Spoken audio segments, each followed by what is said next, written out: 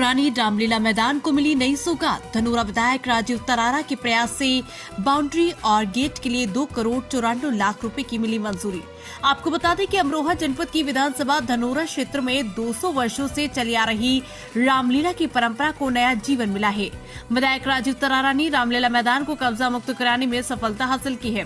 विधायक राजीव तरारा ने शनिवार को प्रेस कॉन्फ्रेंस में बताया कि मुख्यमंत्री योगी आदित्यनाथ और प्रदेश के पर्यटक एवं संस्कृति मंत्री जयवीर सिंह के सहयोग से ये कार्य संभव हुआ। उन्होंने इस प्राचीन धरोहर की सुरक्षा के लिए रामलीला की मैदान की बाउंड्री और द्वार निर्माण के लिए 2,94,53,000 रुपए की धनराशि स्वीकृत की है। विधायक ने बताया कि पिछले सपा सरकार में कुछ लोगों ने इस भूमि पर कब्जा करने का प्रयास किया था।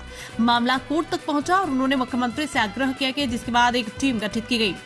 टीम ने भूमि की नापतोल की और आगे की कार्रवाई की। रामलीला कमेटी इस भूमि को बचाने के लिए प्रयासरत थी।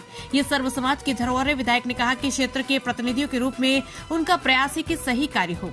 उत्तर प्रदेश सरकार सांस्कृतिक धरोहर के संरक्षण के लिए लगातार काम कर रहा है। कार्यक्रम के दौरान रामलीला कमेटी के सदस्यों ने विधायक का फूल मालाओं के साथ जोरदार स्वागत किया और उनके प्रयासों की सराहना की। पहले तो नमस्कार, और आपको मैं माता दुर्गे के दिन चल रहे हैं तो आज अष्टमी की बहुत शुभकामनाएं देता हूं। और आज जो प्रेस कॉन्फ्रेंस आप लोग हमारे पत्रकार मित्र यहाँ पर एकत्रित हुए हैं, मैं इस नगर के वासियों को, राम भक्तों को बहुत बहुत बधाई और शुभकामना देना चाहता हूँ।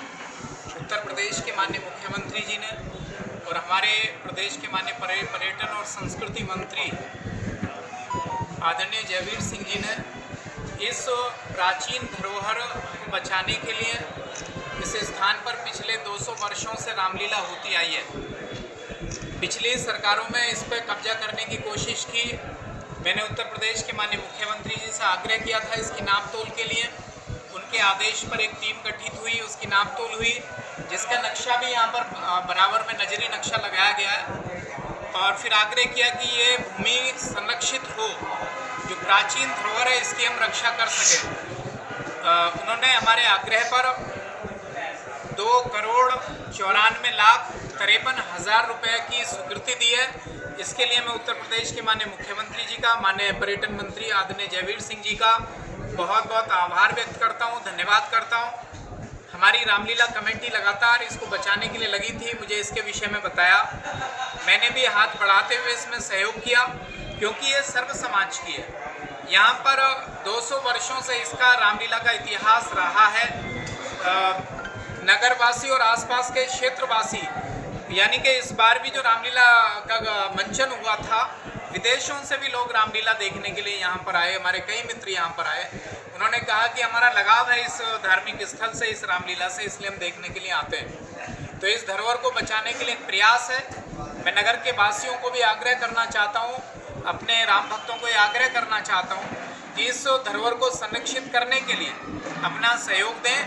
उत्तर प्रदेश के माननीय मुख्यमंत्री जी और पर्यटन मंत्री जी ने इसके लिए धनराशि अवमुक्त की है, तो मैं इसके लिए उनका हृदय से आभार व्यक्त करता हूँ, धन्यवाद करता हूँ। लोग कौन लोग थे जो खुद करना चाह रहे थे? ऐसे सपा सरकार में इसमें कोशिश की गई इस पर कब्जा करने की, और कब्जा किया।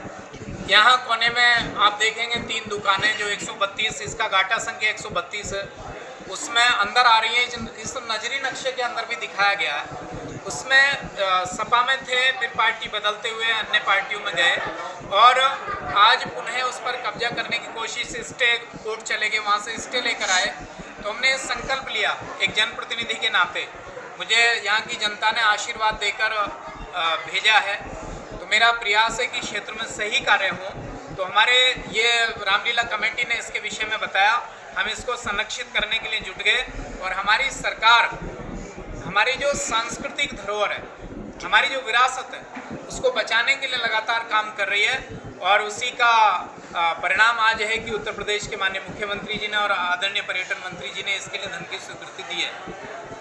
तो इसका बाउंड्री वॉल होगी, इसकी बाउंड्री वॉल होगी, 2 द्वार बनेंगे। एक द्वार हमारा रोड साइड में बना हुआ है, एक सामने थाना रोड की तरफ द्वार बनेगा, एक जो कमेलपुर रोड की तरफ से आते हैं यहाँ पर द्वार बनेगा।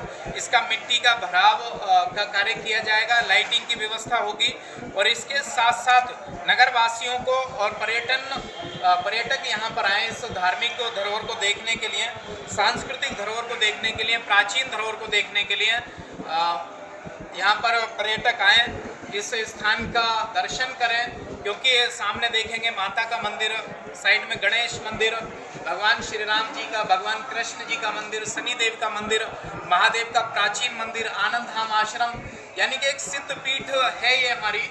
तो इसका प्रचार प्रसार ज़्यादा से हो। यहाँ पर ये केवल नगरवासी नहीं, क्षेत्रवासी और दूर से भी लोग इस स्थान का धर्म लाभ कमाने के लिए, पुण्य लाभ कमाने के लिए आए।